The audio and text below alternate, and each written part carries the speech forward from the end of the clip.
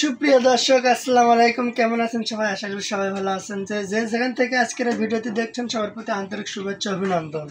তো অনেকদিন পর আমি আজকে আমার ভিডিওতে আসলাম, তাও আপনাদের মাঝে একটা রান্নার রেসিপি নিয়ে আসলাম। তো আমি এখন সকাল থেকে হালকা হালকা বৃষ্টি হচ্ছে, তো ঘুম থেকে ওঠার পরে একটা রেসিপি খাইতে মন চাইলো। এই জন্য আমি এখন সকাল সকাল এই যে দেখেন পুঁই শাকের গাছের এখানে চলে আসলাম। নিজেদের বাড়িতে পুঁই শাক আছে, এই যে দেখেন কি সুন্দর পুঁই শাক। আমি এখন এখান থেকে কিছু পুঁই শাক কেটে নেব। এইগুলো হচ্ছে যে বড় বড় পাতা পাতা হয়ে গেছে, এই যে দেখেন অনেক বড় বড় পাতা হয়ে গেছে, নষ্ট হয়ে যাবে। তো ভাবলাম টাকা দিয়ে কিনে না নিয়ে আসে এখান থেকে আমি নিই, এই জন্য এখান থেকে আমি নিচ্ছি। এখান থেকে যদি আমি কাটি, যেখান থেকে ডাল কাটবো পাতা কাটবো ওখান থেকে কিন্তু আর কুশি বাড়াবে। এই জন্য দেখেন কি সুন্দর নরম তুলতুলো। তো আমার এই আজকে রেসিপি আশা করি আপনাদের কাছে ভালো লাগবে। তো আমি শাক তুলি সে পর্যন্ত সবাই আমার সাথেই থাকে। তো এই যে দেখেন কি সুন্দর শাক তুললাম আমি, মেলাগুলো নি হচ্ছে। তো আমি এখন এগুলা কাট।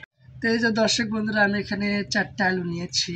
এখন আমি এই 4টা আলু খুব সুন্দরভাবে ছিলে নেব। ছিলে নেওয়ার পরে চিকুন চিকুন করে ঘুচি ঘুচি করে কেটে নেব, কারণ এই আলুটা দিলে একটু ফাইন একটা খাওয়ার একটা মজাই আলাদা আসে। এই জন্য আমি এখন এটা চিকুন চিকুন করে কেটে নেব। তো সবাই নাকি বলে আমার হাত মিশিং, বুঝছেন দর্শক বন্ধুরা? আপনারা যদি সামনাসামনি দেখলেন নি তাহলে বুঝলেন নি যে হ্যাঁ আমি কী রকম করে কাটি। এই যে এখন দেখেন আমি এখন কাটিচ্ছি, মিশিং এটা, বুঝছেন? Digital missing. এই যে প্রায় আমার হচ্ছে কাটা শেষ। আর এই রেসিপিটির ভিতরে যদি আরও হচ্ছে যে ইসে মাছ, তো সবাই চেনে। ইসে মাছ যদি দেওয়া যায় দারুণ সেই হবে আর ইসে মাছ দিলে। কিন্তু ইসে মাছ এখন কই পাবো? এখন তো আর ইসে মাছ আছে ঠিকই, কিন্তু আরও কয়েকদিন পর এখন নামবি ইসে মাছ, কারণ এখন বৃষ্টির সময়। এই যে দর্শক বন্ধুরা, আপনারা সবাই দেখলেন আমরা আলু কাটা। আর আপনারা কে কোন রেসিপি দেখতে চান আমাকে কমেন্ট বক্সে কমেন্ট করে জানাবেন। আমি আলুগুলো সুন্দরভাবে কাটিয়ে নিই, সে পর্যন্ত সবাই আমার সাথেই থাকুন। এই তো দর্শক বন্ধুরা, আমার আলু কাটা হয়ে গেছে। এখন আমি পুঁই শাকগুলো ভালোভাবে সুন্দর করে একটা একটা করে গুছিয়ে নেব। গুছিয়ে নেওয়ার পরে সুন্দরভাবে কাটবো। এই যে দেখেন এটা এখন এখানে নেব, কারণ এই পাতাতে কোনো পোকা নাই, কিছু নাই যে কেটে কেটে ফেলে দেবো। এমন করে আমি সব পাতায় কেটে নেব। কেটে নেওয়া হয়ে যাওয়ার পরে ধুয়ে নিব। এই তো দর্শক বন্ধুরা, এখন এটা আমি সুন্দরভাবে ধোয়া নিয়ে আসছি।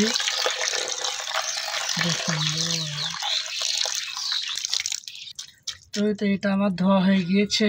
হচ্ছে যে পেঁয়াজ মরিচগুলো ধুয়ে নেব।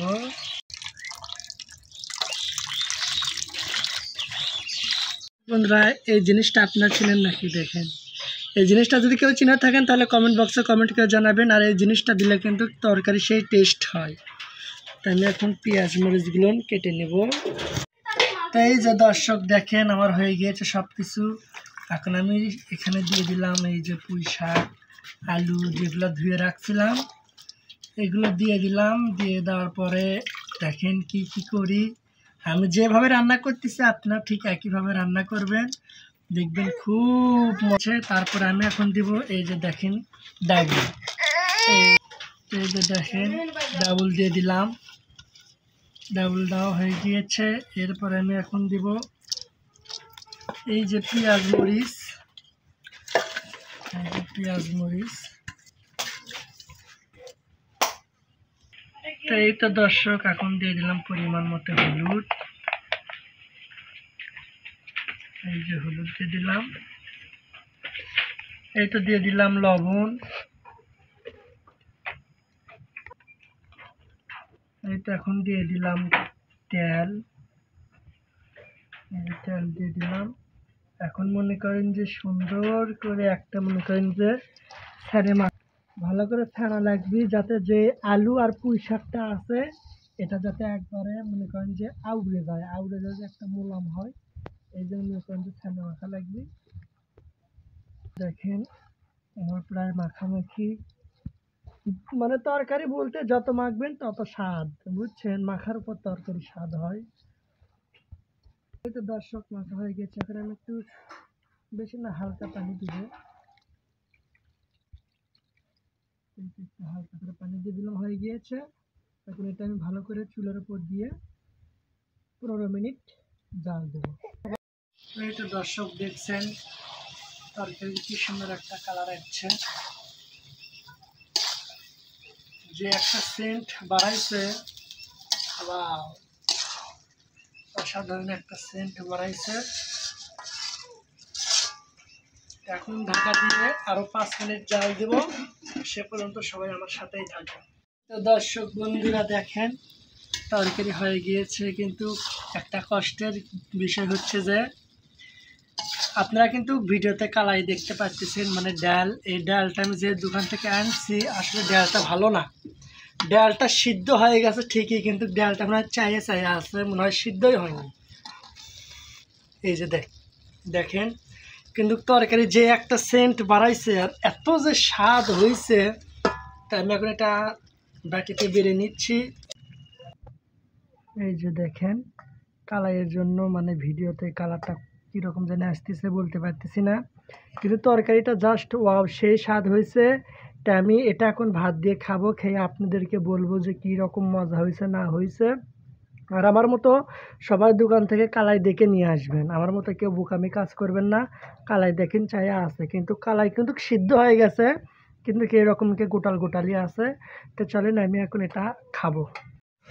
এই তো দর্শক বন্ধুরা দেখেন আমি কিন্তু ভাতের ডিশ নিয়ে বসে গেছি, মানে এটা আমার প্রিয় খাবার। তো আর লতা ভাত দিই, লতা নিচ্ছে না খাই, এইটুকু আর বেশি।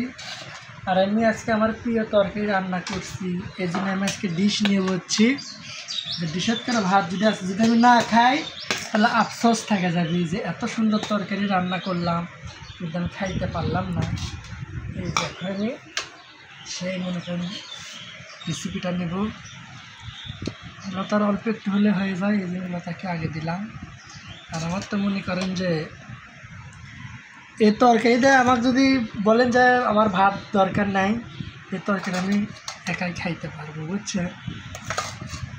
আমার জন্য আপনারা কেউ কমেন্ট বক্সে কমেন্ট করেন না, বলেন না জান হাই হাই আল্লাহ আলিফ ভাই এত ভাত খায়, আসলে তেমন না, আমি কিন্তু এত ভাত খাই না। আচ্ছা আমার প্রিয় তরকারি রান্না করছি দেখে আমি এত ভাত খাচ্ছি। এখন আমি দেখি কীরকম আছে। বিসমিল্লাহ।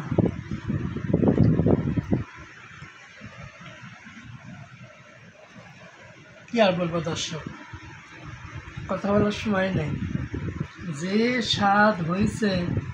আসলে এই পুঁই শাক, তারপর হচ্ছে আর 3-4টা আলু, আর হচ্ছে যে মসুর কালারের ডাউল, আর সাথে যদি অল্প একটু ইচা মাছ থাকে, জমিয়ে রান্না হয়, বুঝছেন।